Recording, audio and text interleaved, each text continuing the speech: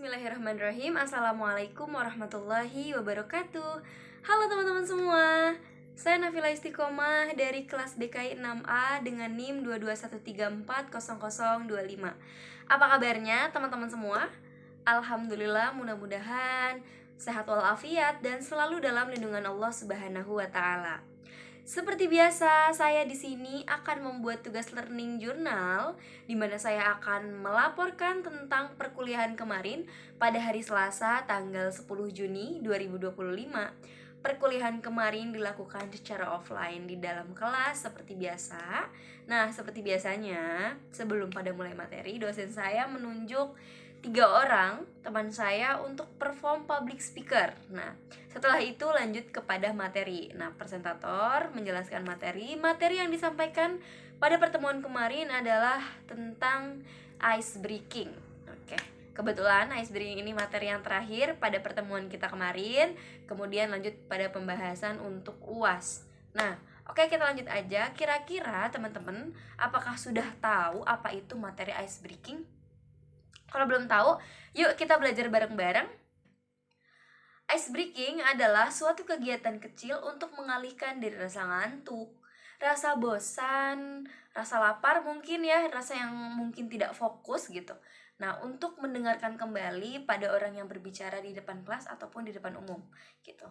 Misalnya nih, ketika kita sebagai audiens mendengarkan materi, mendengarkan public speaker, mendengarkan narasumber ataupun pemateri ketika sedang berbicara di depan, kita merasa bosan dan fokus. Maka dialihkan oleh pemateri untuk ice breaking untuk mengalihkan kembali fokus kita dan mengalihkan rasa bosan kita supaya lebih fokus kembali. Seperti itu gambarannya. Lalu, kapan sih ice breaking itu digunakannya? Nah, biasanya rata-rata fokus manusia itu disesuaikan dengan usianya masing-masing. Jika sudah melewati batas ini, maka biasanya manusia itu mudah teralihkan fokusnya dan mudah jenuh. Makanya diperlukan ice breaking ini. Kira-kira apakah ice breaking itu mempunyai manfaat? Tentu saja teman-teman, ice breaking itu mempunyai manfaat. Yang pertama yaitu menghadirkan kebersamaan. Ketika ice breaking dimulai, biasanya pemateri meminta untuk seluruh audiens melakukan ice breaking secara bareng-bareng. Maka di situ timbullah menghadirkan rasa kebersamaan antara satu audiens dengan audiens yang lain.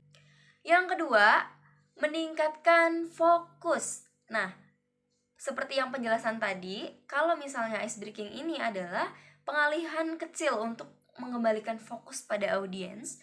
Nah, maka manfaat dari ice breaking demikian adalah mengalihkan fokus. Yang ketiga, meningkatkan kreativitas. Kenapa ice breaking bisa meningkatkan kreativitas? Karena biasanya ice breaking itu banyak macam-macamnya. Kemudian biasanya pemateri juga memberikan ice breaking di mana untuk audiens itu bisa mikir ataupun mencari jalan solusi untuk pemecahan dalam ice breaking ini gitu. Makanya ada beberapa ice breaking yang bisa meningkatkan kreativitas walaupun tidak semua. Yang keempat, menjalin kedekatan. Nah, menjalin kedekatan antara audiens yang satu dengan audiens yang lain. Yang terakhir adalah melatih kerjasama. Karena ice breaking ini biasanya tidak dilakukan oleh satu orang, melainkan seluruh audiens. Maka dari itu manfaatnya adalah melatih kerjasama. Nah, kita udah bahas manfaat ice breaking. Kemudian kita bahas jenis-jenis ice breaking. Wow, ternyata ice breaking juga ada jenis-jenisnya loh selain ada manfaatnya. Oke, yuk kita lanjut aja. Yang pertama, jenis-jenis ice breaking yaitu adalah fun story atau cerita lucu. Nah, biasanya pemateri itu harus bisa mengemas ataupun mempunyai cerita lucu gitu yang disampaikan kepada audiens. Namun biasanya disesuaikan kembali. Kalau misalnya audiensnya adalah anak-anak ataupun remaja, biasanya mereka masih bisa fokus dengan fun story ini. Namun jika usianya sudah 20 tahun ataupun usia di atas biasanya kurang. Paling hal-hal yang bisa disesuaikan ataupun relate dengan kondisi saat ini ataupun orang-orang yang di sekitar gitu. Biasanya mereka lebih mudah menyerap hal itu gitu. Yang kedua adalah lagu. Nah, biasanya ada lagu-lagu yang have fun atau lagu-lagu yang ceria, misalnya lagu It Gitaf gitu kan ya. Bukan lagu-lagu galau yang bisa mengembalikan fokus gitu kan untuk otak ini lebih fresh kembali gitu. Yang ketiga, tepuk-tepuk. Nah, tepuk-tepuk tuh misalnya kayak tepuk pagi 1, tepuk 2, tepuk siang 2, tepuk malam jangan tepuk, misalnya kayak gitu.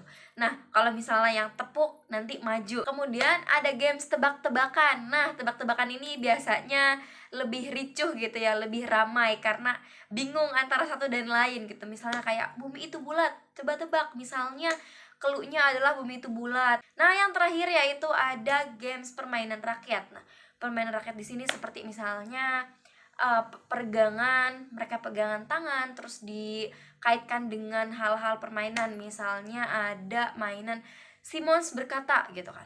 Terus nanti sambung kata dan lain-lain. Nah, oh ya teman-teman, bagaimana materi yang disampaikan tentang ice breaking ini? Sangat menarik bukan?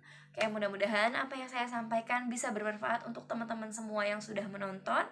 Kurang dan lebihnya mohon maaf dari saya. Saya akhiri. Wassalamualaikum warahmatullahi wabarakatuh. See you semua.